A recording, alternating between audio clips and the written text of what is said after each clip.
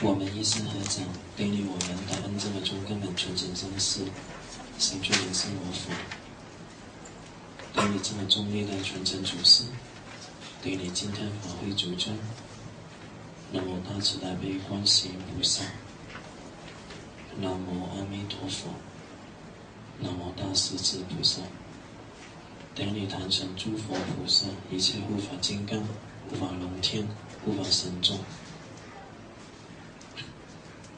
最贵的是问金刚上师堂主各位理事同门上信赖的各位，大家下午好。那这个昨天晚上堂主有跟我吩咐过要用广东话开示所以我今天用广東話開示，有誰是完全聽不懂廣東嘅可以舉舉手，因為兩位，你咪真係唔識聽㗎，咁你零頭喎。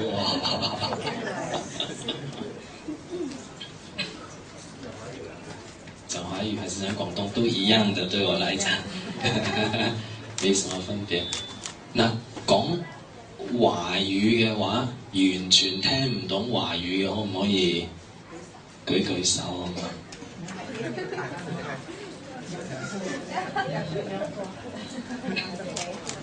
你哋兩個年少恩愛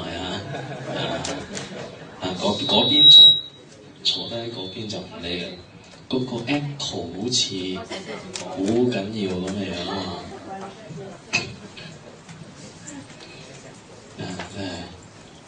我的咳嗽呢，我的咳嗽不是因為我病，是因為發粉是因為發粉所以這個是在墨爾本那邊已經開始有反應。我相信我一腳離開這個澳大利亞之後就會沒事的啦這個咪有冇好啲啊？有好啲啊？冇使唔使再細聲啲啊？而家得冇？得啦，你哋中意啦，我冇所謂。好，那這是用華語嗎？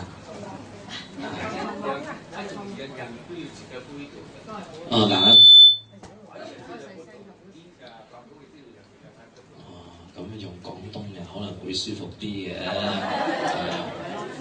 咁師姐你回去可以找 Henry 幫你翻譯就好咁另外嗰位就可以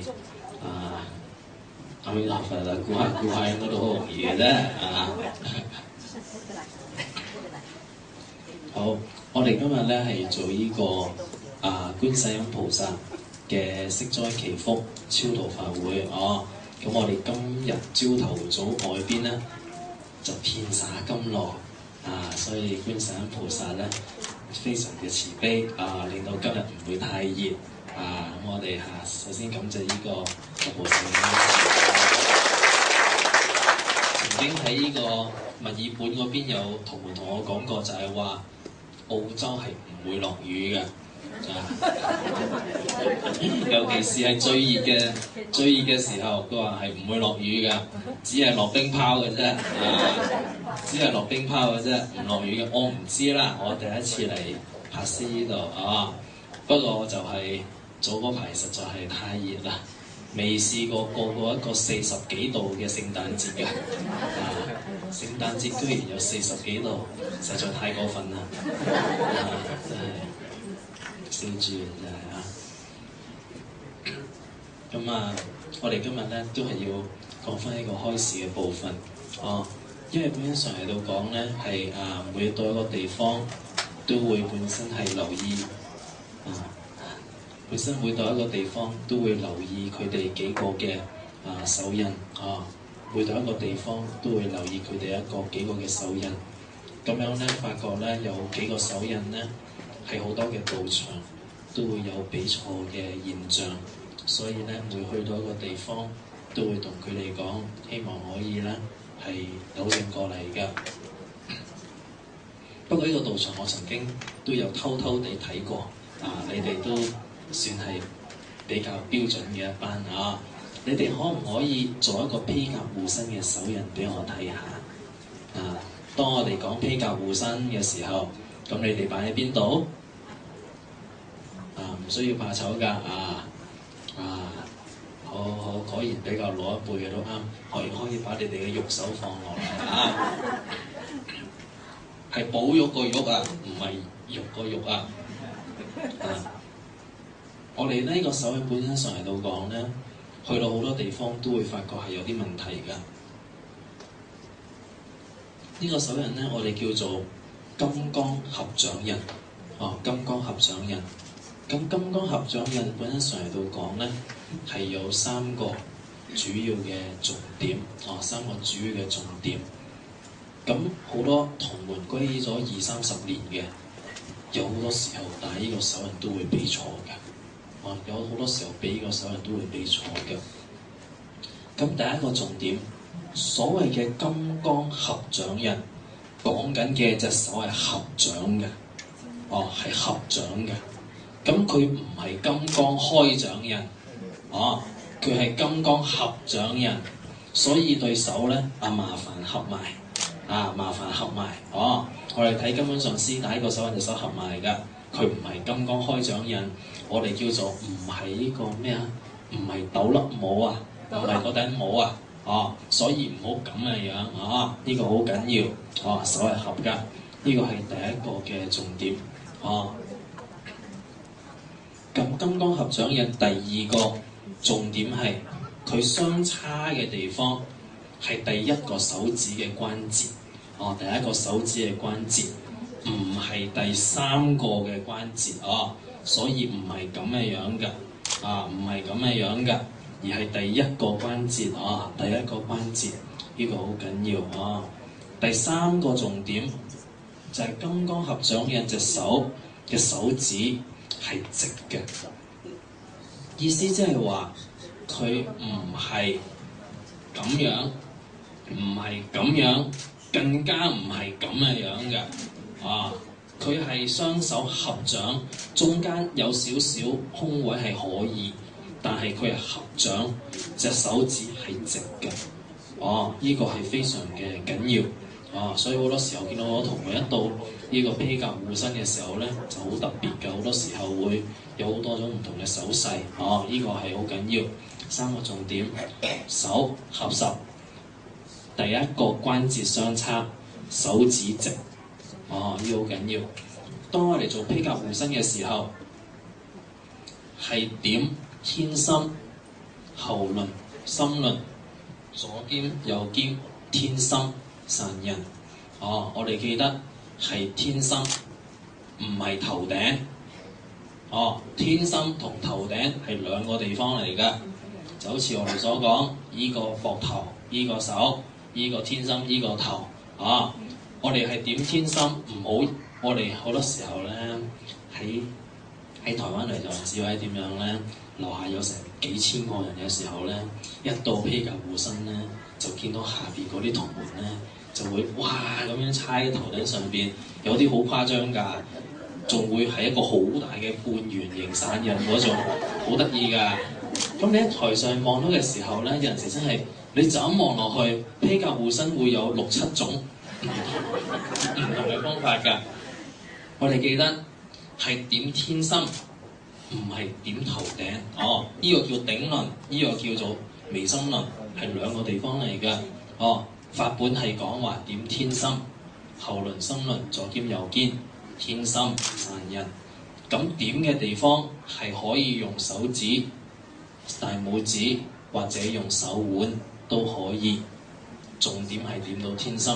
咁根本上師係用呢個大拇指呢個位嚟到點，我哋就用大拇指呢個位嚟到點就可以。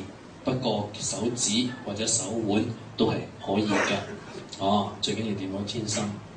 當我哋係散印嘅時候，我哋本身上嚟到講，要係觀想有呢個5尊嘅護法金剛，譬如好似話金剛手菩薩咁樣咧。就係有喺4個角同埋頭頂上邊一尊，跟住咧就形成一個三角形。咁樣嘅光線藍光，就變成一片藍光，一片藍光，一片藍光，背後一片藍光，形成一個三角形嘅保護網，將你包圍住。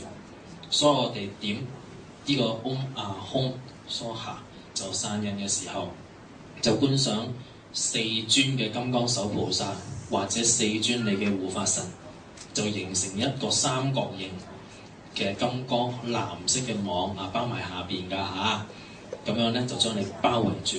一散印嘅時候咧，就觀賞個網咧就出現。呢個係一個披甲護身。你亦都可以喺呢個散印嘅時候，再吸多啖氣落去，將你嗰個丹田或者海底輪嗰度升起一個火上嚟。跟住呢個欄字觀就將你呢個三角形再加多個金剛嘅火焰喺嗰度，亦都係可以嘅。所以呢個披甲護身並唔係我哋好多時候呢個嗡杯蘭姐呢就篤散，跟住咧就唔做觀賞喎。其實就唔係好標準嘅。我哋必須要係配合觀賞、配合手印、配合咒語，就好似好多時候我哋做大禮拜，我哋係空散印就擺落去，咁係白光、紅光、藍光。你可以觀賞我哋頭上有一道白光，佛菩薩有個白光，兩個光去連接起嚟，紅光兩個光連接起嚟，藍光佛菩薩有藍光，兩個光連接起嚟，跟住先至做大禮拜。但係就唔係好多人做大禮拜連空都冇，就咁篤，跟住咧就拜落去就散印。你哋有幾多個係咁樣嘅？可以舉手啊！唔使怕醜有啊！呢個誠實啊，呢個誠實啊，呢啲其實真係㗎。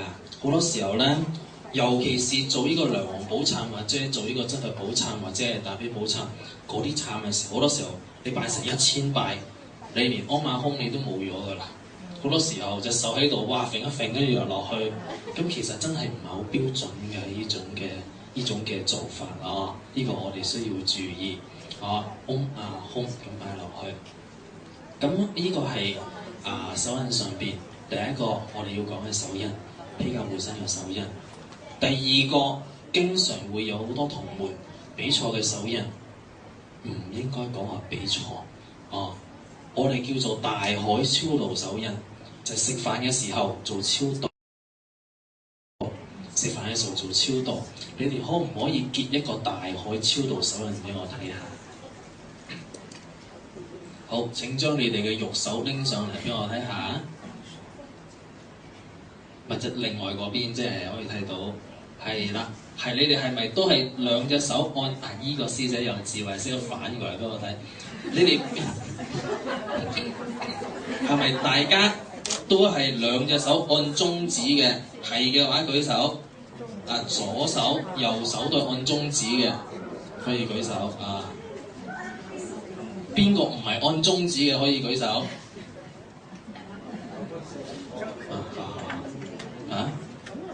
得，而家就係講呢個，咁樣係咁樣㗎。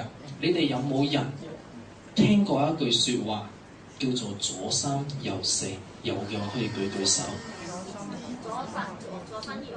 左三右四有嘅話可以舉手。好，呢個道場果然係比較老一輩嘅道場咁樣㗎。喺呢個大海超度手印裏邊咧，係有幾種唔同嘅講法，係有幾種唔同嘅講法，就係話呢個大海超度手印佢係有幾個版本，咁嗰幾個版本裏邊咧，就係出現咗有啲混淆喺嗰度㗎。咁曾經咧，我就係因為呢一件事咧，而係親自請示過根本上師㗎。咁當時咧喺呢個西雅圖小肥羊嗰度食飯，大家都有食過小肥羊啊？你有咁出名嘅地方，西雅圖必經之地，居然冇去過anyway， 咁樣當時咧就係師尊坐喺度，我坐喺度，咁師母坐喺嗰度，咁蓮溫上師坐喺嗰度，當時仲係法師，跟住我見機不可失咁樣咧就好直接咁拎隻手過去，就請示師尊，就話師尊呢個大海超度手印有幾個版本，究竟隻手係按邊度嘅咧？咁嘅樣，我直接係咁樣去請示師尊，即係當時講係講得好標準嘅，而家你聽落好似有少開玩笑咁嘅口吻，其實我當時好認真嘅，咁我直接咁拎過去請示根本上師，究竟大海超度手印係按邊隻手指啊？因為有幾種唔同嘅講法。咁根本上師當時同我講，佢就係話兩個都可以，兩個都可以。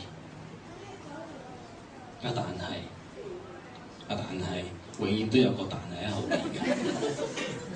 但根本上師卻係按呢一度，咁我就知道師尊唔係兩隻手都按中指。我就知道師尊原來唔係兩隻手都按中指嘅，我有相為證嘅，我有相為證嘅，我有相為證嘅。咁咧當時咧，所謂嘅左三右四係比較老一輩會比較俾嘅手印。所謂嘅左三右四就係話我哋嘅右手大拇指就按住左手嘅中指。左手嘅中指左手嘅大拇指係按住右手嘅無名指，無名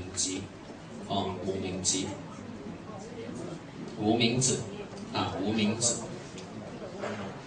所以呢個咧就叫做左邊第三隻手指，右邊第四隻手指。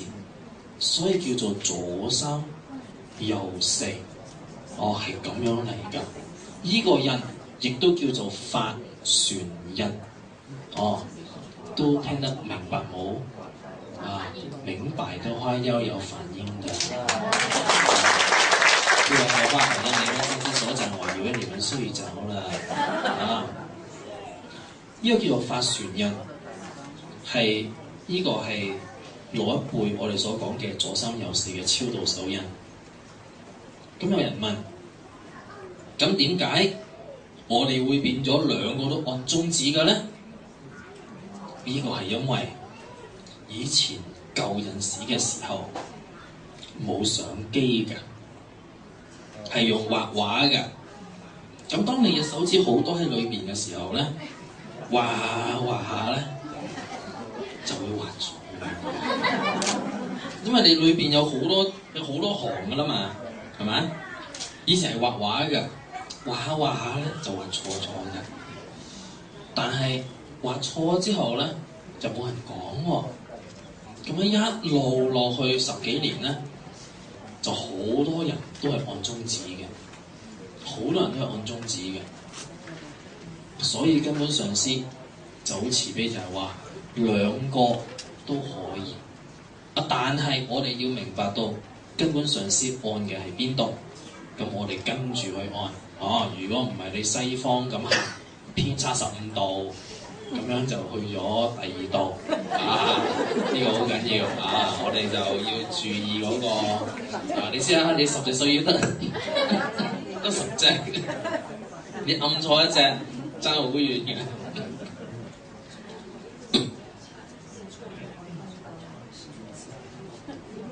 真係花粉真係。咁樣咧，呢個就係左三右四。如果你以前係曾經聽過嘅，就證明你係比較老一輩嘅。如果你係未聽過嘅，證明你係後生嗰輩。所以應該係值得開心嘅事情，值得開心嘅事情。上次不明白啊。啊？不明白。没关系，你平常怎么按你就怎么按就对的啦。等一下走错路了。不走错，不走錯，你們堂主在這裡，不會走錯路的。啊？你唔聽得明，你又知道走錯路嘅？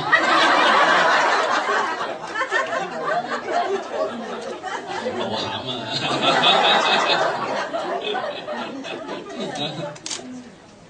好，咁呢兩個咧係會講到嘅手印。咁啊，另外咧就係講到另外一樣嘢，就我哋平時修法嘅時候咧，有幾樣嘢我哋係需要注意㗎。第一個，我哋就係講呢個供品講供品。咁講到修法嘅時候咧，我哋需要有供品嘅。咁我哋嘅供品本身上嚟到講咧，好似話我哋平時要點香，修法嘅時候要點香。咁有人問係咪修法一定要點香？因為有時屋企人反對，有時候會有味，好多人問係咪一定要點香？其實唔需要，其實唔需要。呢度我先講講點解我哋要點香。呢度首先講講我哋點解佛教徒要點香。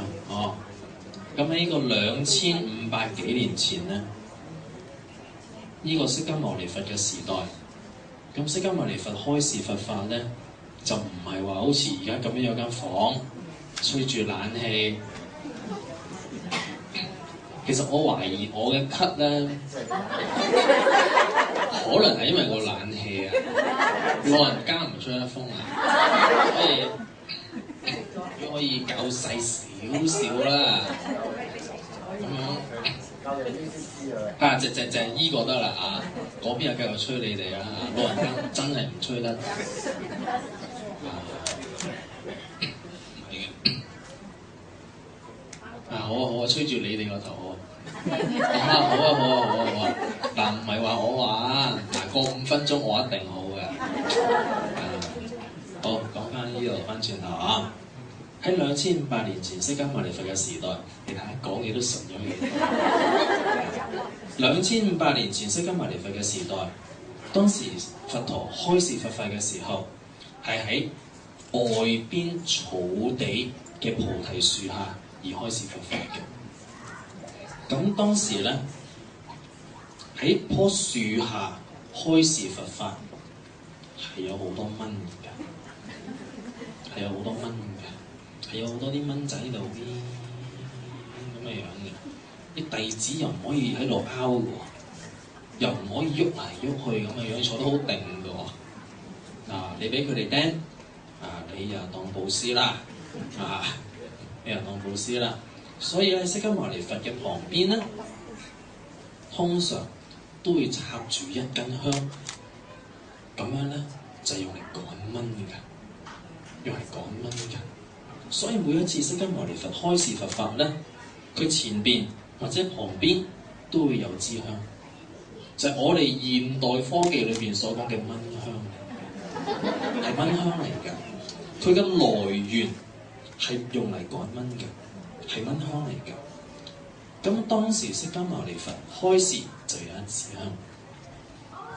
咁嚟到中國嘅時候咧，係喺呢個2000年前，呢個時候大概係漢朝。亦都係漢高祖劉邦嘅時候，咁當時中國咧係有一個宗教非常嘅鼎盛，我哋叫做道教。道教有3個祖師，分別係上清、玉清同埋太清，就係呢個原始天尊呢個太上老君佢哋3個主神上清、玉清同埋太清。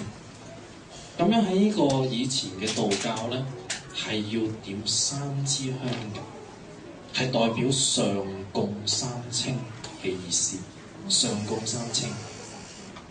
所以呢個佛教嚟到中國嘅時候，好多拜道教嘅人開始去拜佛嘅時候，佢哋一樣係點三支香㗎，一樣係點三支香，嗰個習慣咗點三支香，所以嚟到嗰度咧，一樣係點三支香。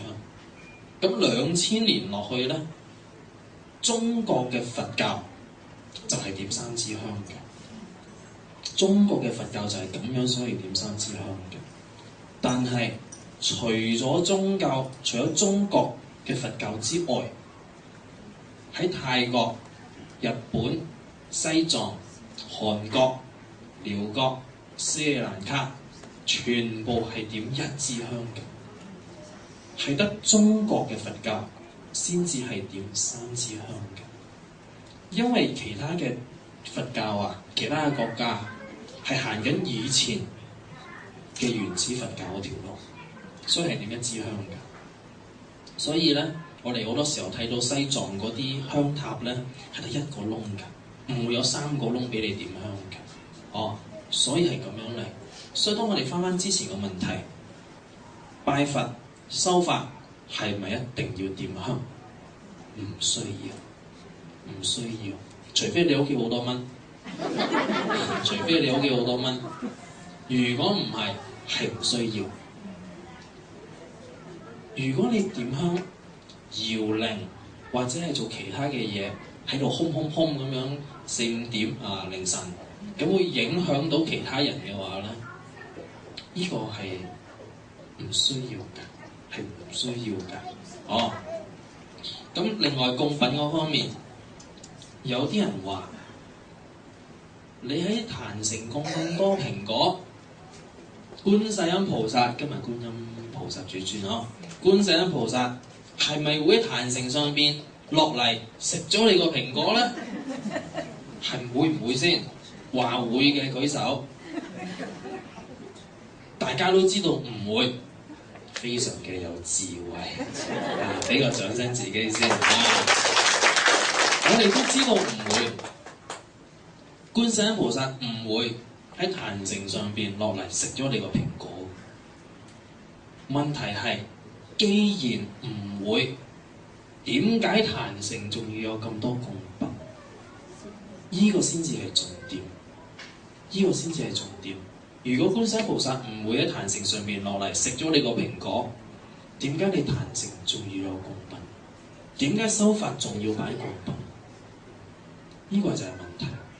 以前有一個老婆婆，佢有一個好大嘅盤，擺好多嘅蘋果水果喺上邊。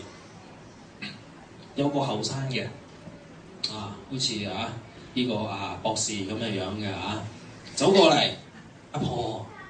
你唔需要擺咁多㗎，即你冇啦咁講嘅嗰個都唔係我就係話你拎一個蘋果，你觀賞好多好多就得㗎啦。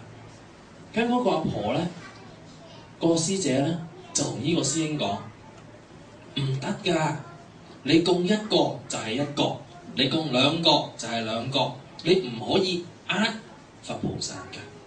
你唔可以欺騙佛菩薩㗎，你供幾多你就係幾多。咁後生嘅就係話，你用佢嚟到觀賞持咒就可以㗎啦。究竟邊一個啱，邊一個錯？個問題係咁嘅樣嘅，個問題係咁嘅樣嘅。我哋先要明白，人肚餓嘅時候食啲乜嘢？人肚餓會食粉麵，會食米飯，係咪？人肚餓會食粉麵，會食米飯。咁你精神上肚餓咧，你攰，你要瞓覺。你瞓覺你就精神啦，係咪？肚餓你瞓覺唔會飽。你攰你食飯，你亦都唔會飽。人身體肚餓需要米飯。精神肚餓攰需要瞓覺。鬼神以乜嘢為食呢？鬼神鬼係以觸摸到摸到就為飽，就好似話你點香啲煙，佢摸到佢聞到佢就飽啦。你有供品，佢摸到嗰啲供品佢就飽啦。你唔能夠明白點解佢會飽，就好似話你精神餓，你去瞓覺你就會飽，同一個道理。佢哋唔會明白點解你餓，你去瞓覺你就會飽，佢哋都唔能夠明白。鬼神係以摸到就飽，佢摸到嗰啲雞髀佢就飽，佢摸到嗰啲香佢就飽。佛菩薩以乜嘢為食？佛菩薩啊，係以你啊嗰盤水果嗰啲供品供養佛菩薩嘅嗰個心意為食。所以當你供一大盤嘢嘅時候，你個誠心出現咗，佛菩薩收到你個誠心，佛菩薩以呢一個為食，唔係你供幾多嘢，或者你供乜嘢嘢。所以啊，嗰個後生嘅佢拎一個蘋果，觀賞好多好多好多。如果佢同樣地可以有好多誠心出現，佢一樣係得到一個福分。個阿婆攞好多嘅供品一齊去供，佢深深出呢個誠心，佢亦都得到一個福分。基本上嚟到講，冇人啱，亦都冇人錯。但係我哋要注意一件事情，而家好多人咧開始食飯嘅時候，佢哋會做超度，會做供養。當佢做供養嘅時候咧，佢哋就會係將嗰個食物供品觀賞好多，跟住非常循例地係念一堆佛菩薩嘅名號，跟住咧就念供養讚與供養咒，跟住就開始食啦。當中咧係冇嗰個誠心產生出嚟嘅。你哋自己留意下，你哋對上嗰個中午飯去供養嘅時候，有冇嗰個誠心產生出嚟？定還是你係觀賞完咗，念供養讚與供養咒，念完咗就食？就好似話有啲人佢孝順佢父母，佢會俾錢佢父母。你俾錢你父母係孝順嘅表現，但係你俾錢你父母亦都可以係唔孝順嘅表現。就好似話你心裏邊根本冇你父母，你心裏邊根本唔孝順，你心裏邊根本冇尊重你嘅父母。你同樣地可以俾錢佢，但係當中嘅孝係冇咗。你今日去供養佛菩薩，你會有呢個心態去供養佛菩薩，但係如果你係循例式咁樣去念呢個供養讚供養咒，當中欠缺咗供佛嘅嗰個心態，你其實係冇做到供養，因為佛菩薩冇收到你嘅供養。都聽得明白啊？明白要有反應。再唔明白之後再問啊。好，咁樣講完呢個供養，就係平時我哋修法嘅時候咧嘅供品啊，其實都係用呢個概念去做。點解每一次修法都需要有供品？係因為供品，你一杯水、一個糖果、一個水果，都係可以代表你嘅誠心。如果你連基本嘅誠心你都冇，你有問題嘅時候，你就祈求佛菩薩加持你，其實係好困難嘅一件事。其實好困難嘅一件事。我哋呢個要注意㗎。跟住講到修法嘅時候，我哋有幾個法器係需要注意，分別係呢個金剛鈴、金剛杵同埋我哋嘅念珠。呢個係我哋根本上師曾經講過話，我哋修法嘅時候需要準備嘅3個法器，分別係金剛鈴、金剛杵同埋念珠。先從金剛鈴杵開始講起。金剛鈴、金剛杵本身上嚟到講，代表嘅係悲智雙運。悲智雙運。咁樣咧，佢呢個金剛鈴咧，就係有一個樣喺呢度㗎。哦，金剛鈴係有個人頭喺度㗎。哦，呢個人頭個名叫做無我母，亦都係空行母。空行母咁樣咧，佢下邊呢一個8個咒字，代表八方空行母嘅種子字。哦，空行母代表嘅係智慧，空行母代表嘅係智慧、慈悲、智慧、悲智雙運。呢個係無我母。咁樣咧，呢一個叫做金剛杵。金剛杵本身上嚟到講咧，佢有分開1箍、3箍、5箍、7箍、9箍杵嘅分別。乜嘢叫做箍咧？就係話佢有幾多洞啊？所以呢個叫做5箍杵，分別係有1條、2條、3條、4條同埋第5條。所以呢個叫做5箍杵。哦，密教行者一般用嘅係5箍杵。咁樣咧，1箍代表係一真法界，佢5箍代表係5毒轉化成為5智。所謂嘅5毒係人本身嘅貪、嗔、痴、慢、疑5個毒。所謂嘅5智分別係佛嘅5個智慧，我哋叫做妙觀察智、平等性智、成所作智、大圓鏡智同埋法界體性智5個智慧。當我哋平時回向嘅時候，你去轉動呢個金剛杵，代表嘅係轉化眾生嘅5毒，成為佛嘅5個智慧。成為佛嘅5個智慧。咁我哋嗰個鈴杵本身上嚟到講，喺回向嘅時候拎金剛杵嘅手法，基本上有3個。基本上有3個。第一個我哋叫做指示印，就係咁嘅樣嘅。食指係按住呢個金剛杵嘅頭，好似係指示嘅意思。指示印。指示印。回向嘅時候先對住自己，跟住先至再去轉。陣間再講到呢度。第2個印我哋叫做降伏印，係擺喺一個位，我哋叫做降伏印。第3呢個叫做無畏印，無畏印唔係降伏印，呢個叫無畏印。第3個叫做降伏印，係咁嘅樣。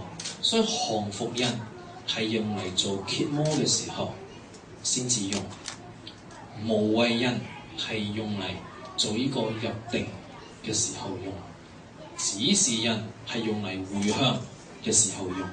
所以密教行者一般嚟到講就係用指示印㗎，其他嗰2個印都比較少用，都比較少用。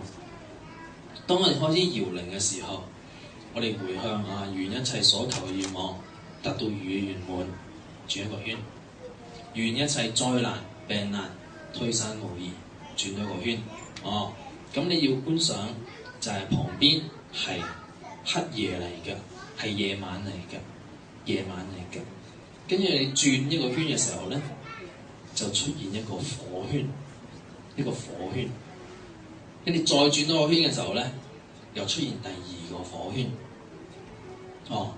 跟住咧你搬出去嘅時候咧，你好似ONE one 1 2 3個 one 亦都係連溫上師個溫，就係溫出去嘅時候咧，你就觀想一個火咧，就喺2個火圈中間咧就打出去，跟住咧黑暗就破除變成光明，夜晚就變成大白天，就係意思即係話咧，你所祈求嘅黑暗變成光明嘅意思。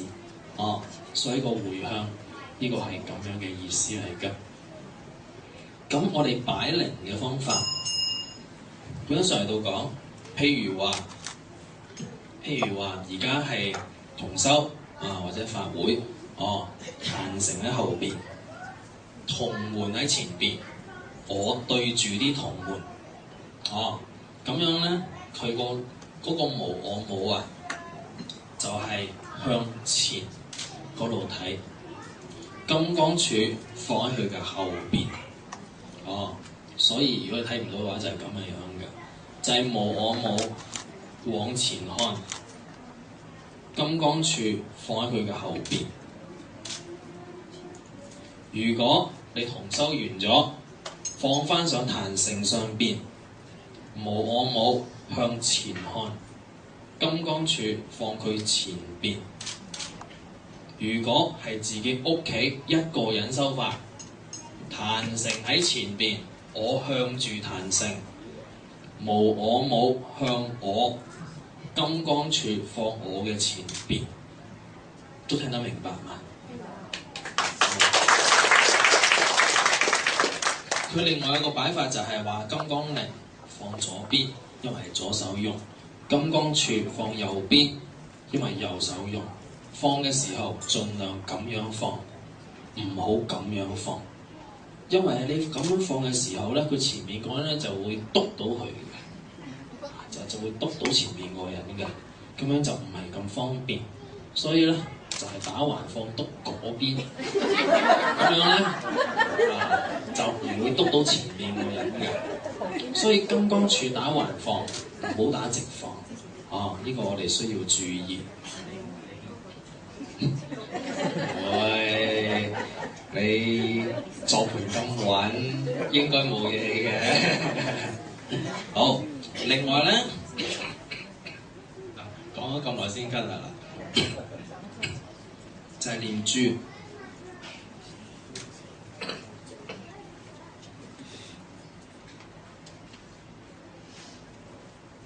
另外，我哋要講到嘅法器係我哋嘅念珠。你哋有冇聽過一句説話，叫做在家中唔可以掛念珠？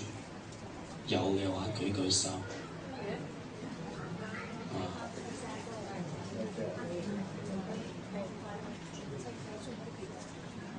好，曾經係咁嘅樣㗎。曾經喺呢個台灣有同門帶佢嘅朋友佛教徒參加師尊嘅法會，咁樣咧去到法會嘅會場咧，就見到人人都立如是念珠喎。咁呢個同門咧嘅朋友咧就問呢個同門，佢就話：你哋係在家眾居士，點解你哋可以掛念珠嘅？咁當時我哋嘅同門就同佢講。咩話？乜唔可以掛念珠嘅咩？咁變咗咧就好似唔係咁好睇咁嘅樣。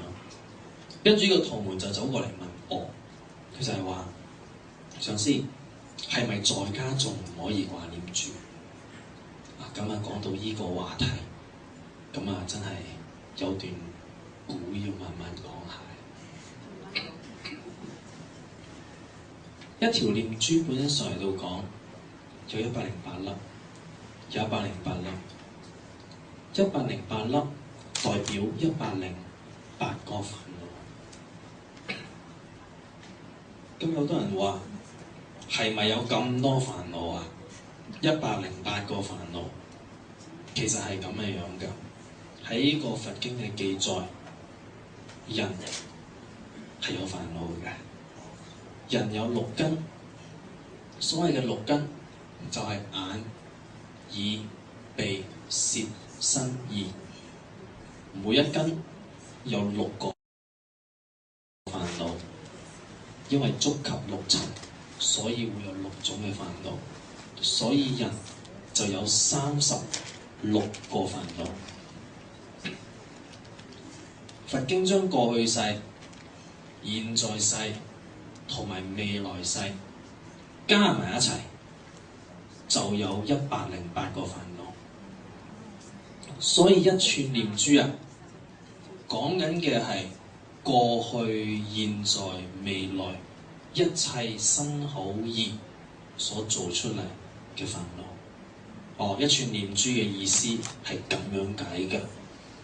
咁樣一串念珠本身上嚟到講咧，佢有4粒比較大嘅間珠，或者比較細嘅珠，就係1粒比較大，或者一粒比較細，我哋呢4粒間珠，我哋叫做天王珠。天王珠，所謂嘅天王珠就係講緊4大天王嘅意思。4大天王嘅意思，咁樣咧喺呢個豬頭嗰個位咧，講緊嘅嗰粒係下邊肥嘅依粒，唔係講緊嗰個葫蘆。當我哋講間珠嘅時候，係講緊下邊呢個肥嗰個，唔係講佢上邊呢個。咁佢上邊呢一個咧，即係一個葫蘆形嘅嘢咧，我哋叫做豬頭。豬頭，豬頭咧，另外一個名叫做彌陀頭，亦都係阿彌陀佛嘅頭。阿彌陀佛嘅頭，咁樣咧，上邊咧有10粒好細嘅珠仔，咁呢10粒珠仔咧，我哋叫做間珠，唔係，我哋叫做素珠，素珠，咁喺10粒嘅尾端咧，通常會有2個結，或者係有2粒更細嘅珠。嗰2粒嘢咧，我哋叫做素珠流。呢個其實唔使記嘅，冇乜用嘅。咁呢10粒素珠代表嘅係10地菩薩，或者係10個波羅蜜。咁當我哋念完一串珠，以前嘅做法係念完一串就會1粒，即係用嚟做計數嘅，所以叫做素珠，就因為一串就撥多1粒，一串就撥多1粒，係用嚟數數用嘅。咁而家大家都用撳機㗎啦，好多人都已經唔再用呢個咁原始嘅方式，所以係唔係好需要用。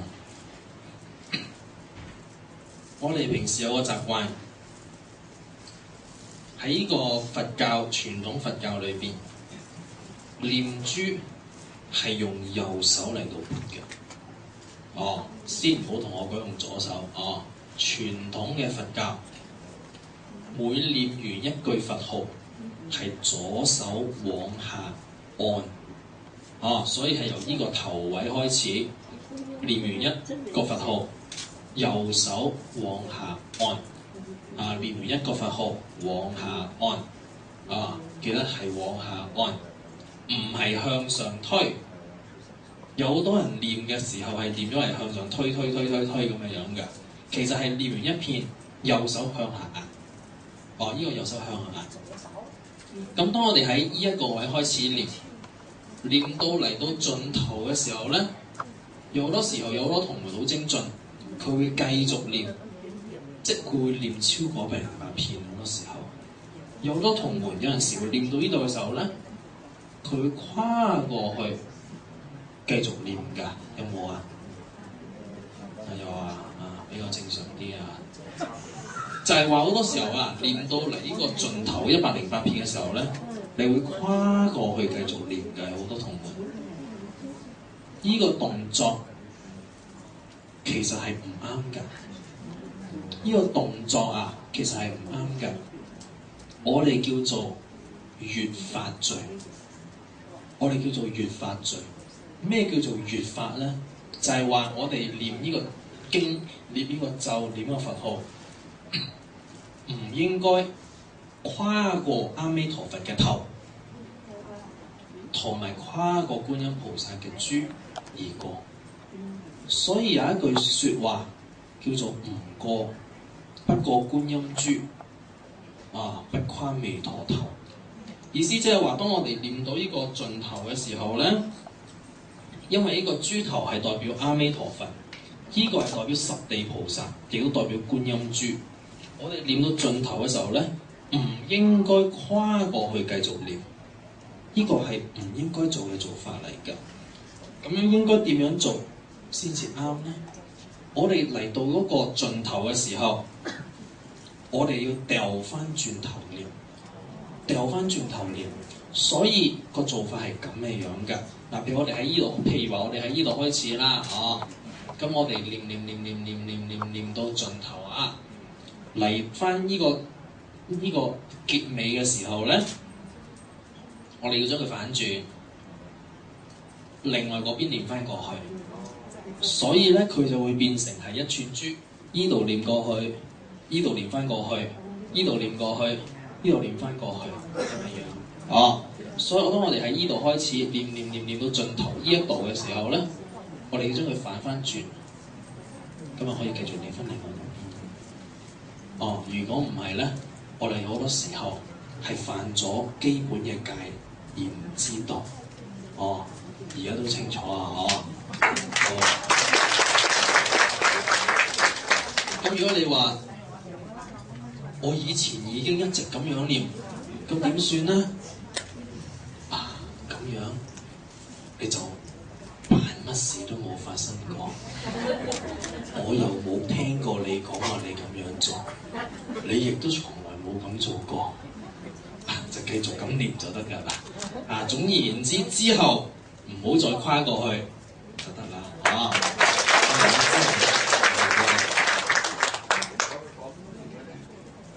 我知，一樣可以犯到㗎。可以，呢個係以前一種嘅做法就係話交叉咁嘅樣啊嘛。我知。唔係一路入，你一路入嘅話，你一樣照跨過去㗎嘛。係咯，唔好跨過去咯，咪翻轉咯，翻轉咪又係咁行啦，起勢咁去得㗎啦。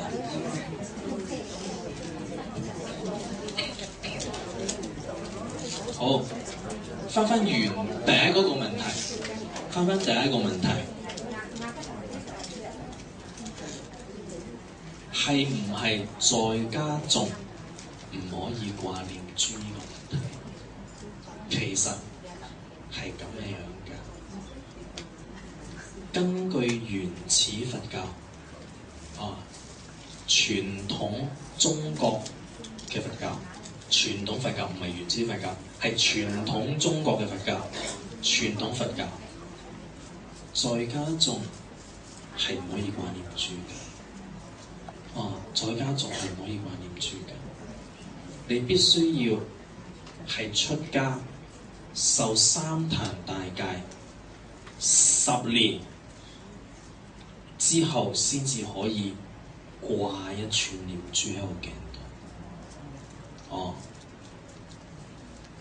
掛喺個頸嗰度仲有分。佢嘅歲數向邊度？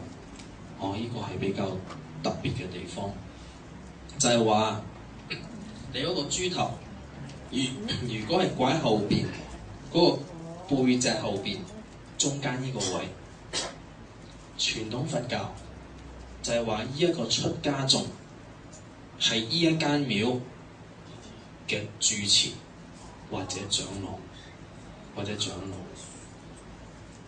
呢一個如果掛喺我哋嘅右邊嘅肩膀，右邊代表呢一個出家眾係呢一個廟裏邊嘅監院，或者係裏邊嘅呢個係即監院。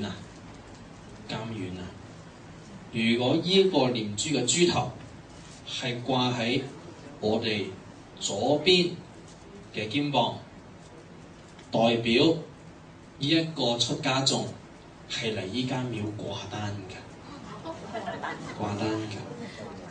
如果呢個豬頭係掛喺前邊心口肚腩呢度，代表呢一個出家眾係唔識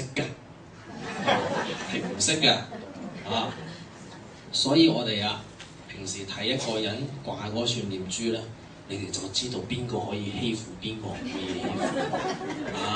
若然你見到長老呢個唔惹得，若然你見到佢冇掛念珠嘅，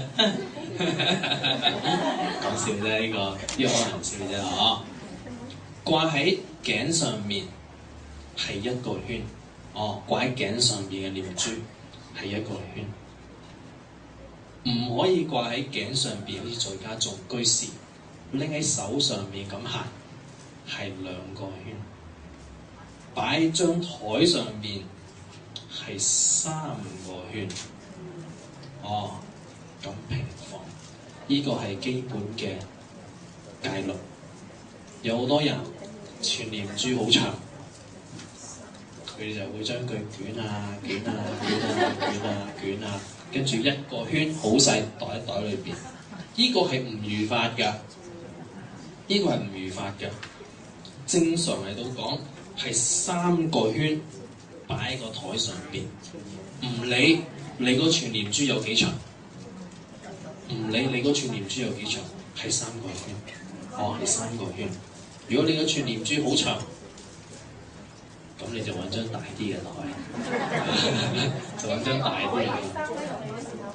係咁。擠落袋度咪3個圈咯。仲要拎喺手度啊2個圈，拐條頸度1個圈，袋啊同埋擺台啊就3個圈。唔緊要啊！呢個就係跟住要講嘅嘢啦。咁如果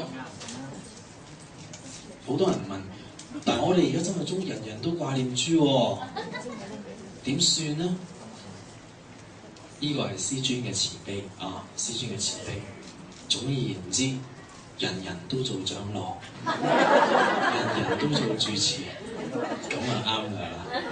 有人問點解你在家仲可以掛念珠？你就係話師尊話我哋都可以掛念珠，咁就得㗎啦。哦，都聽得明白啊！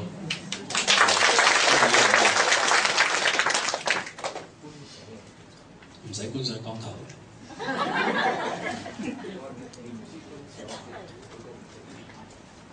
咩觀想？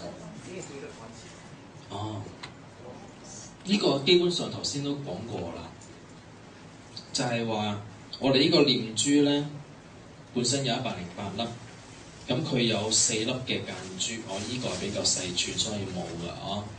咁本身上嚟到講，平時我哋修法嘅時候咧，係要做呢個念珠嘅觀想。所謂念珠嘅觀想咧，就係話將左手就變化成為金剛鈴，右手就變化成為金剛杵。就咁樣係打橫咁擺開咗先嘅。跟住咧，你嗰4粒嘅間珠咧，即係嗰4粒比較大，或者4粒比較細嘅天王珠咧，就化成4大天王喺4個角嗰度守護住你。係咯，前後左右或者4個角啦。因為你嘅正前方跟住會出現一個多寶佛塔，咁啊，其實心敲會頂住，所以咧就係4個角，就係4大天王。你嗰個佛頭就形成喺前邊形成一個佛塔，個穗鬚用穗鬚。穗鬚就係嗰一條條個須須啦嚇，即係我呢個係冇穗鬚嘅嚇。就喺多寶佛塔後邊咧，就有好多嘅佛手。所謂嘅佛手咧，就好似千手觀音嗰種嘅佛手就得㗎啦。千手觀音嗰種嘅佛手就可以㗎啦。跟住咧，你係要一開始觀想，你串念珠咧。就係化成好大條，就係喺呢個虛空嗰度咧，就圍你一個圈嘅意思，即係話咧，嗰串念珠好大條，圍你一個圈，你又坐喺中間嗰度，你係坐喺嗰個念珠嘅中間嗰度嚟到修法，你係俾個念珠包圍住，跟住4粒念間珠會變成4大天王，2個金剛鈴杵。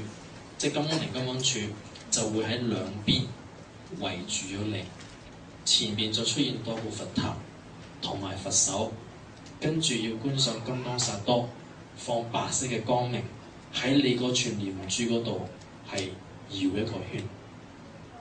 咁呢個咧就係變成念珠嘅觀想或者結界。基本上係咁嘅樣。有冇問題？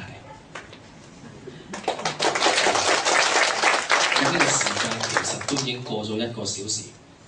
還有供養印上師，好像供養印上印的時候要跟點堅心，還是這樣的？哦，是這個樣子的。佢依個外邊以前嘅供養印呢，其實你結咗供養印之後呢，傳統係要放7粒米喺隻手裏邊嘅。咁樣以前傳統呢係拎起就向上拋，就冇話點天心再揈出去嘅。就係話你結咗供養手印之後，以前啊係擺7粒米喺隻手嗰度向上，跟住咧就向上拋，就變成係就咁係冇掂天心嘅。咁而家咧，我哋好多同名修法嘅時候咧，都已經冇再放7粒米嘅。現在很多人都沒有放7粒米。以前有，起初的時候。很久的時候，現在已經沒有啦。現在已經沒有啦。而家好多就係哇多篤跟住就散咁嘅樣，就冇話擺7粒米啊或者點樣。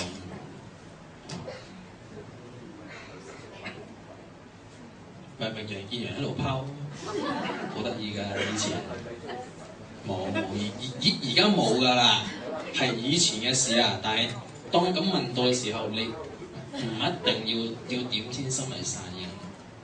以前傳統係拎起過眉就散。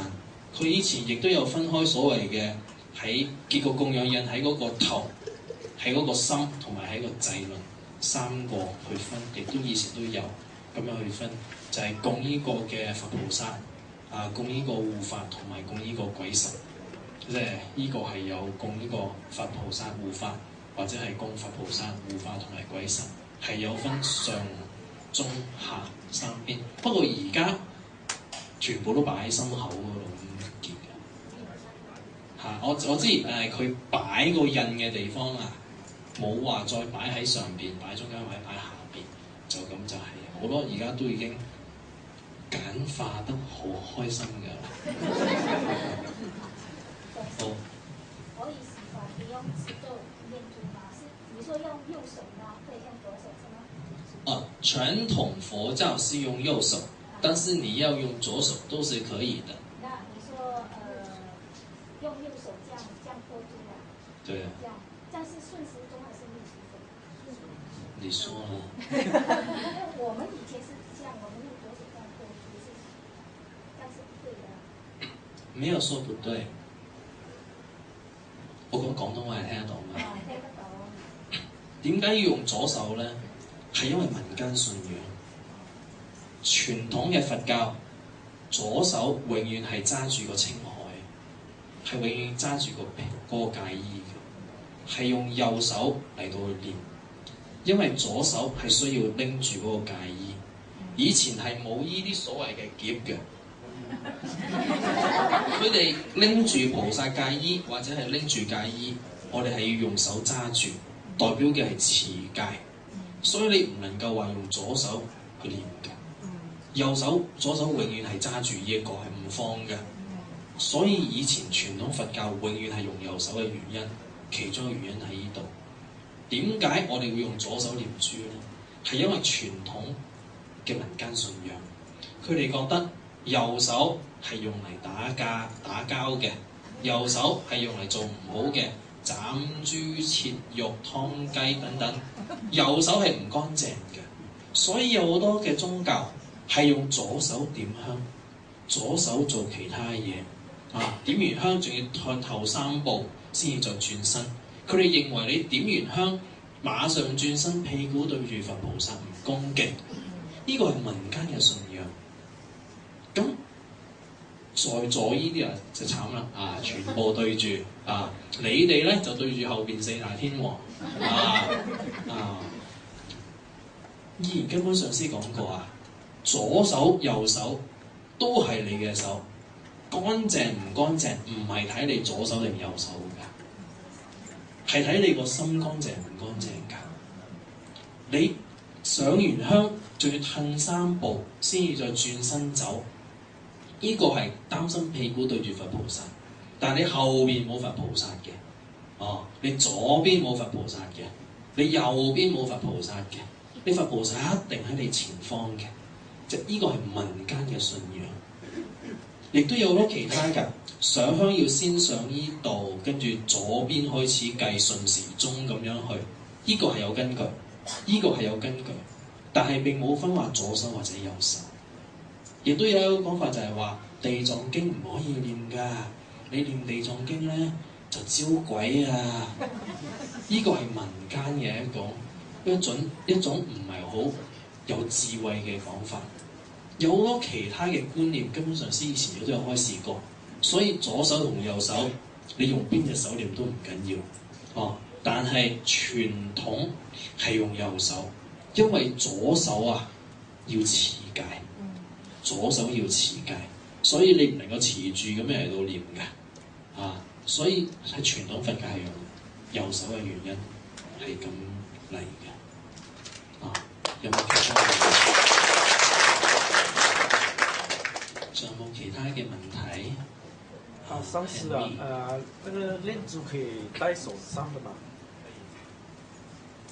可以。可以的。可以，如果可以戴的話，可以戴幾圈呢？戴在手上就沒有那個規矩，戴在手上就沒有這個規矩。以前的人拿在手上念的話，如果是念的話，是兩隻手拿起來念的，不是好像現在很多的人放喺右手，跟住一邊揈下揈下揈下，一邊一路行一路行，隻手揈下揈下，咁喺度念。而家好多人都係咁樣㗎，係咪啊？呢個係唔恭敬㗎。你如果係拎住串念珠，係兩個圈咁樣拎住，喺心口咁樣行。或者擺喺下邊咁樣行，但係唔係念緊嘅時候，念嘅時候永遠係兩隻手拎住串念珠嚟到念。咁當你念到嚟呢個盡頭要反嘅時候，就變咗係咁樣反嘅，跟住又念翻另外嗰邊嘅。哦 ，OK， 好。我們都煙通法可以觀小鈔票供養。可以。我們平時這樣可以觀鈔票做供養。可以，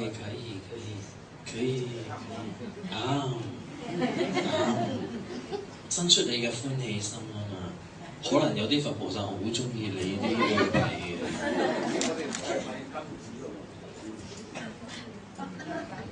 燒金紙，我哋燒金紙，我哋觀賞金紙得唔得？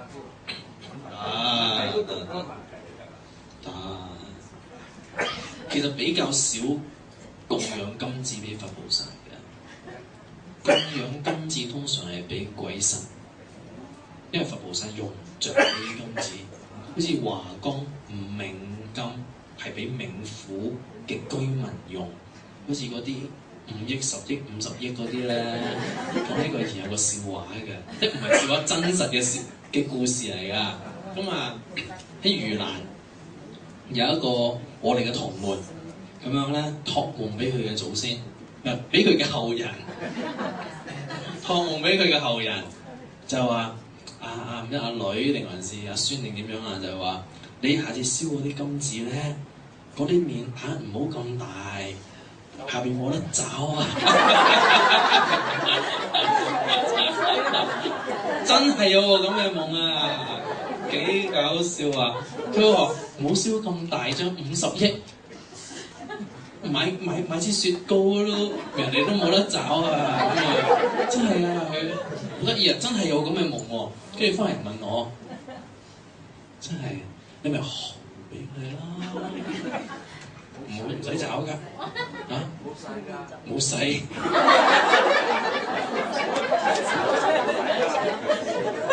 知係咪1億？5億同10億啊！總之好大張啊，唔使找。以前仲有個仲得意㗎，有啲人咧話咩？我驚我個仔女第時信其他宗教，唔燒俾佢。咁我可唔可以自己先燒幾十箱俾自己？我可唔可以先燒幾十箱俾自己？拋我第時嗰個衰仔信基督教，佢唔燒金紙俾我，咁點算啊？真係有啲咁嘅人問啲咁樣嘅問題，好得意㗎。我知有咁嘅人啊。你死咗以後咧，你屋佢啊，俾個仔女你坐監啊，閻王嗰條錢邊度嚟㗎？係有咁嘅事。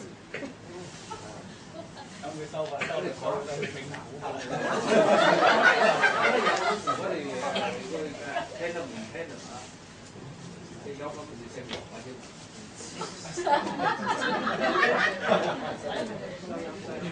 所以底下無啦啦，你銀行多咗幾千億。但係佢講唔出來。因為佢洗黑錢。唔係啊，其實咧燒幾十箱俾自己嗰啲人咧，我哋需要注意一個重點啊，就係嗰啲金紙係你第時真係落咗下邊。你先會用得着。你望，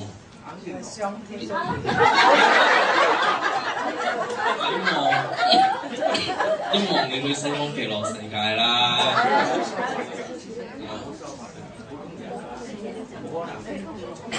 咁你入多幾箱貨啦，賣俾佢咧。係真係有咁嘅人，真係有咁嘅人，好得意嘅。Anyway 咧，呢個當笑話咁聽啦，我哋啊，有冇其他嘅問題？啊，小姐。上次啊，我想問一個問題，那個修夢幻成就法，需不需要灌頂？需要，就是棉光法嘛。棉光法需要灌頂的。那個他師兄的書裡面有提到這些，吉祥過的手印是怎樣的？啊，你是哪一個手印？我不知道的，好像獅子座啦，獅子。哦，係咁嘅樣㗎，師姐。廣東話係聽唔聽得明？不太懂。好，這個吉祥握其實是這個樣子。本身上來講，這個棉光法，棉光法先講什麼叫做棉光法？棉光法本身來講，它有幾種？最簡單的一種，就是你先要吉祥握。什麼叫做吉祥握呢？就是說你睡覺的時候是這一邊靠床，就是看右面，就不是這樣仰臥，也不是左邊，而是右面。右手在這個上面，左手在這個腿上，右腿直，左腿是曲的。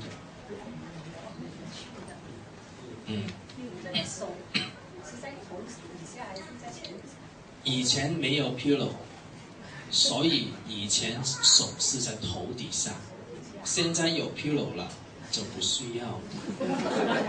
現在是不需要的。以前因為沒有枕頭啊，所以手是當枕頭來用。那這個左手就在這個 hips 的這個腿的位置上。右腳伸直。右腳伸直。對，因為你往這邊嘛，右腳伸直，左腳彎的，這個叫做吉祥握也叫做獅子握。為什麼要往這一邊呢？因為心臟是在左邊。當你往這一邊的時候，心臟就變成是在中間，就不會壓到。如果你往另外一面的話，因為本身心臟已經在左邊，如果是另外一面的話，這個身體就會壓住你的心臟，就不健康。所以這個是什麼叫做吉祥握都 OK 啊。至於這一個棉光法，第一件事你需要灌頂，棉光法需要灌頂。那棉光法它的修法有幾種啊？最基本的、簡單的一種，就是說你先，就是說根本上是注定，之後呢要把自己變成本尊，之後呢要把自己化為一個吽字，吽的頭、吽的腳，之後呢吽字變成一條金剛杵，现在只有金刚杵。这个就是你的头顶、你的脚底、你的肚腩，所以要把自己变成一条金刚杵，之后睡在莲花上，之后呢就可以慢慢的一边持咒，一边的睡觉。如果你做好观想呢，你晚上要动是可以的。晚上睡觉会动嘛，滚来滚去嘛，是可以的，哦。但是没关法需要关顶，大概是这个样子。像吉祥窝，妖怪，吉祥窝我们可以修吉祥窝啊。你可以吉祥窝啊，但是没关法不可以修啊。不用关顶啊。吉祥窝。吉祥窝其实是不用关顶的，你不可能说要关顶才可以这样睡啊。不是寿命太大。对呀、啊。吉祥窝是随什么时候都可以。理论上是这样子，但是当你长到要修睡梦光明的时候，是需要关顶的，所以要关。那还没有修本尊就不可以修了吗？你可以根本上是观想自己也是莲花童子来修。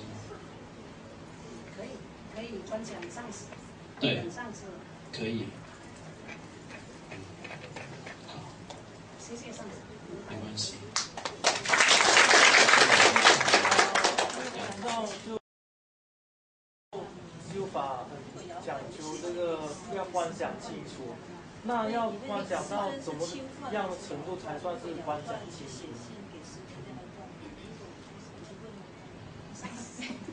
要观想什么样的程度才就是说要观想，就是譬如说经常观想，好像说一个咒字，有时比较难的字就没有办法观想整个字这样子。我有时会观想说自己在写这样子，只观想了一部分这样，没有办法观想整个。这样可以吗？那是因为那个字太大。你好像很多时候观想一尊佛菩萨。如果那个佛菩萨很大尊，你观想这个头，慢慢观想他的肩膀、他的身体，观想到他的脚，观想到他的莲花座。你观想一直这样观想下去的时候，你一边观想上面就没有了嘛，对不对？那是因为佛像太大，你把佛像弄小，你就可以整个观想出来。咒字也是一样，因为咒字太大。你一边写那个咒字，一边慢慢往下的时候，上面就没有了嘛。哪里观赏的时候，咒字弄小一点，你就可以整个都有，整个都有。但是如果说那个佛像很大，也是可以的，从头观赏到脚一片消失不见就可以了。从头观赏到脚一片消失不见就可以了。好像我们做这个四无量观。不是四无量心观，这个叫做四无量观啊。我们要观赏父母、兄弟姐妹啊、亲朋好友等等等等等等啊。你不可能观赏完父母，再观赏兄弟姐妹，观赏这个孩子都在自己旁边，之后你又把注意力通通观赏他们清楚，是不可能的事情。你观赏一次。它就消失掉，孩子出现一次消失掉，父母出现一次消失掉，你的伴侣出现一次消失掉，你喜欢不喜欢的人出现一次消失掉，这就够了。你不需要整坛法都在想住他们，那这个你也没有办法可以好好修法的。所以说你把它想出来一次，代表它已经在了，那就可以了，那就可以了。那个咒字同样的道理，如果你一定要整个咒字看得清清楚楚的话，你把咒字变小一点，那你就可以看得清楚。太大，你看得到这一段，看不到上一段，看到上一段，看不到上一段的原因就在这里。好，如果你对观想有问题，你要多看，多看，把这个佛像看多几分钟才做观想。那么你就会比较坚固一点。好，谢谢大师。这个时间已经1个小时20分钟了啊、哦。1個鐘頭20分鐘啦啊！師姐怎麼了？是这样，千转法轮法。千转輪法。啊，千转輪。千轉輪那時候，是好像我們要持那個尊勝陀羅尼咒，但是之前要念那個千轉輪法，那是它的那個 procedure 是怎麼念的？是先念過後。你先有沒有觀定？有。那這個千轉輪法呢，你可以之後再問，因為千轉輪這個東西講的時候，就變成是有一點問題。其實基本上來講，就是說先做千轉輪，再做持咒。先做千轉輪的那個持咒，先做千轉輪的觀想跟持咒，之後做這個持咒。一般來講，千轉輪是用在持咒的上面。比較少會用作修法的上面，因為淨壇法妄念比較多，做的業障也比較多。那如果說啦你的什麼東西都會乘以1000倍的話，那剛好你做了不好的業的話，那你淨壇法有不好的念頭啊。那這個業障也會乘以1000，那這是不是很好的事情？所以這個一般只是用來修持咒用，很少會把它放在淨壇法。你單單是好像念《高王經》，妄念都已經很多了嘛，貪嗔痴都很多了嘛。所以要是你每天做一些千轉輪的話，你的這個很困難咯。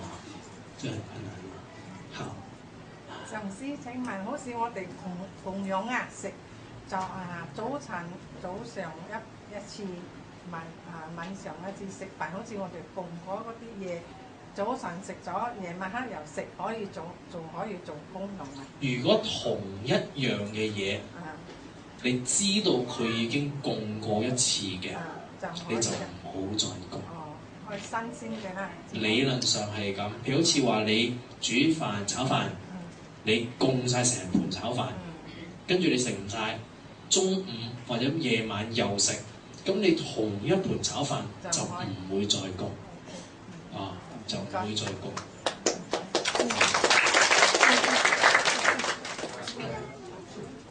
你不出嚟淨顧你自己嗰碗就可以，但係佢問嘅係。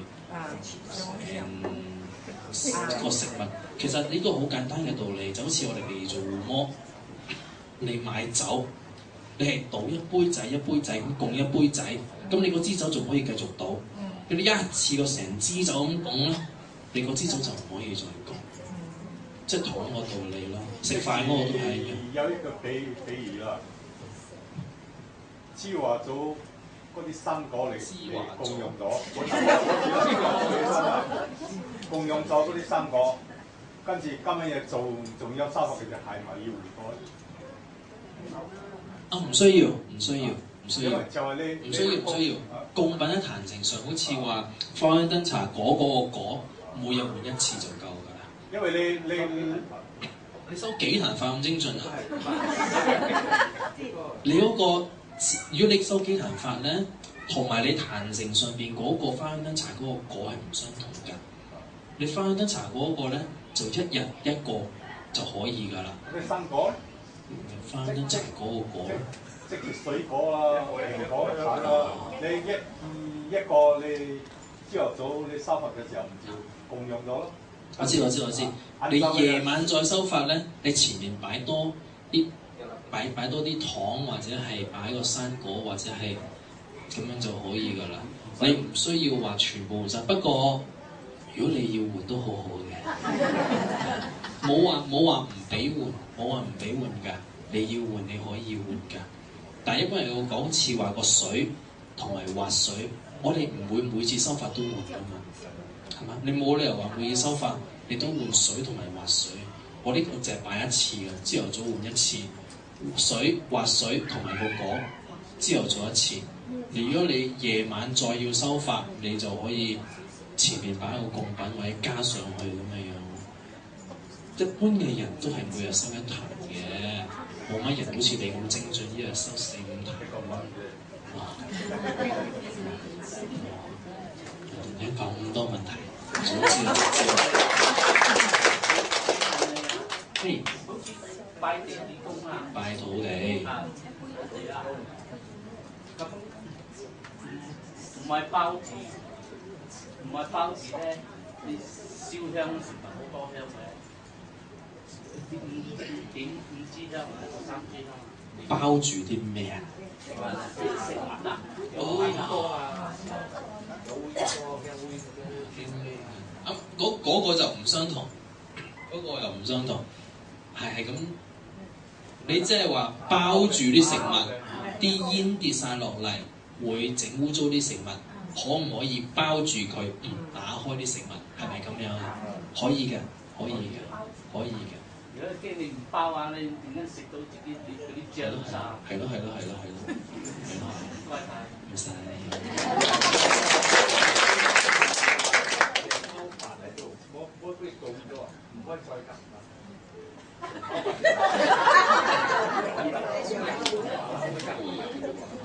阿堂主，你嗰度嗰啲米你都冇打開嘅啫，係嘛？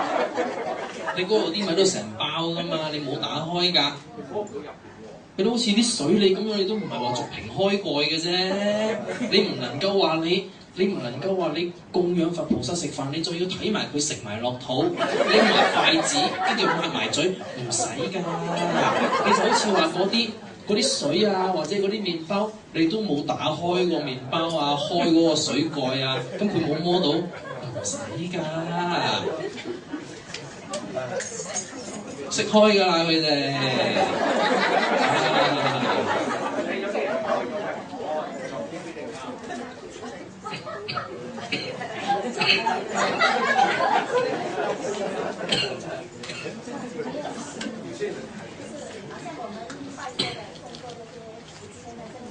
是。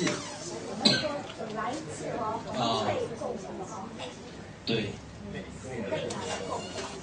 對。你嗰啲米，如果你係供我鬼神嘅，你唔可以供佢菩薩。掉翻轉頭，你供過佛菩薩嘅酒，可以用嚟拜土地。咁即係依家講陳時上嘅嗰啲乾糧嗰啲菜啊乾㗎啦。菜係乾㗎。即係嗰啲齋啊、嗰啲粉絲啊、嗰啲我都試過。咁樣佢未熟㗎啦，未煮過㗎啦，咁樣供咗係咪？我哋煮咗你食，我哋就唔得再供過啦，係咪？如果你知道佢係供過鬼神嘅，你就即係你知道佢係供過嘅，你知道你就唔好再供。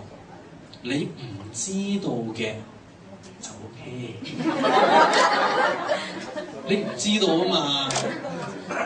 有啲人將成個地球供俾佛菩薩，咁唔通所有嘢都唔供得啦？咁我唔知道有人供咗噶嘛，係咪？咁咪可以咯。但係你明知道嗰樣嘢供咗嘅，你就唔可以再供咯。OK， 其實時間都